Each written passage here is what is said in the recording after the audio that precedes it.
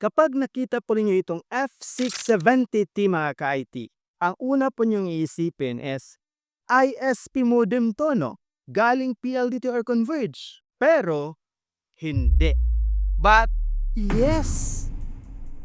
They shared the same green interface ng ating Converge F670L. Pero ang totoo, this is a no-brand Xpon Ono modem router. Wala siyang ISP lock, wala siyang logo, at technically, pwede ko siyang i-rebrand as Kuya IT Modem Router. Familiar ba kayo sa white label mga ka-IT? Eto na mismo yon. Ganito yung kadalasan nangyayari mga ka-IT. From hardware manufacturer, or tinatawag din po natin na ODM, or the original design manufacturer. Then, nirebrand ng router vendor, like the ZTE, pagkatapos binenta nila sa ating ISP. Nilagyan ng custom firmware at branding. So, from this, nagiging Converge ZTE F670L na. Sa PLDT naman, ganun din, ZTE, PLDT, naging PLDT, ZTE F670L. Pero itong hawak ko na F670T mga ka-IT, stock firmware pa to. No ISP branding, no router vendor branding, white label pa talaga. Ngayon, ang pinaka-exciting na part ng mga ka-IT is gagawin natin itong second router sa ating PLDT modem router. Sa setup ko is PLDT modem router na naka-bridge mode, and then the TP-Link ER605 as my main router, at ito, gagawin kong second router. So si F670T magiging third router ko na, or technically, this will become my additional access point.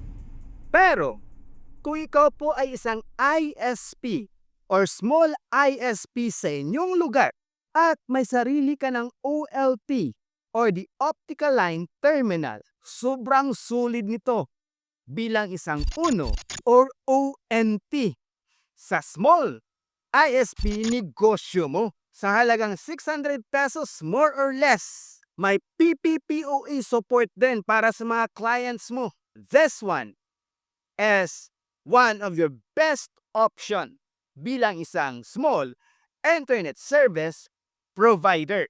So ano pang pinagkaiba nito sa F670L? Sa design, medyo square po ang design ng F670T at medyo malapad yung kanyang antena. Si F670L naman po medyo rectangular, di ba? In terms of firmware naman po mga ka-IT, almost the same po yung makikita natin sa ating Converge F670L at sa ating Xpon Ono modem router. Which is good news na din dahil hindi na tayo mahirapang set up ito as our second router, third router, or access point. At syempre, dahil wala po itong LAN port mga ka-IT, ang setup po natin will be LAN to LAN setup. So to begin with, login po tayo sa admin interface ng ating Xpon Ono F670T. Like the ISP modem router po natin mga ka-IT, si F670T meron din po itong dalawang accounts.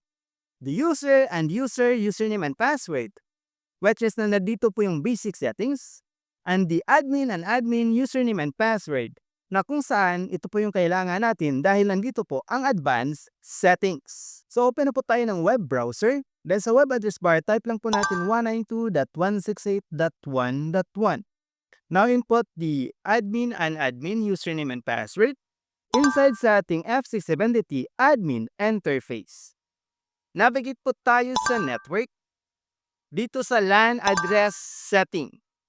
Sa DHCP server, i-disable po natin ang DHCP server by unchecking the enable DHCP server. Ngayon naman, palitan natin ang IP address ng ating F670T dito sa LAN IP address. Naalala niyo pa ba ang golden rule ng LAN to LAN setup natin? The 3-octet rule? So, dapat ang first 3 octets ng IP address ng ating second router, or in this case, the F670T, ay the same din po sa first 3 numbers ng IP address ng ating main router.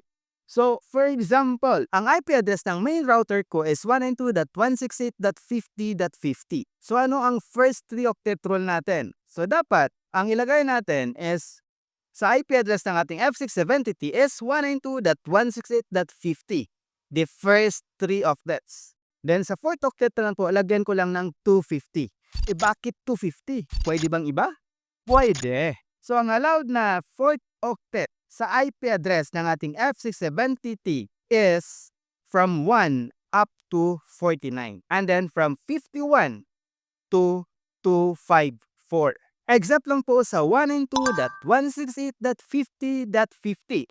Dahil taken na po yan sa ating TP-Link ER605. And that is to avoid IP conflict. What if kung ang main router mo is PLDT Fiber? Ang main router's IP mo is 192.168.1.1. Ano po ba yung first 3 octet dito? Siyempre, di 192.168.1. Ano ang allowed na fourth octet na pwede natin gamitin sa ating F670T? That is the 192.168.1.2 up to 254. What if Globe naman po ang modem router ninyo? And it is also your main router. Ano naman ang first 3 octet? So usually kapag Globe 192.168.254.254, di ba? So the first 3 octet is 192.168.254.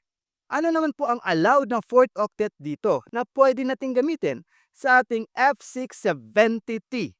That is the 192.168.254.2 up to 253. Now submit for the changes to take effect. Ngayon, saan ko naman i-connect ang aking main router? Sa LAN 1 ba, LAN 2, LAN 3, or LAN 4?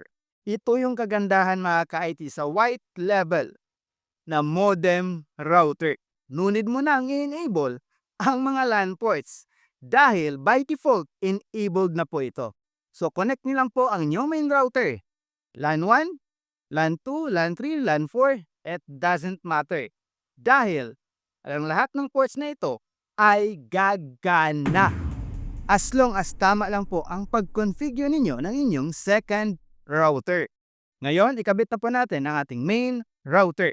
Yun, connected na. Connect tayo sa Wi-Fi ng ating F670T. Speed test na natin.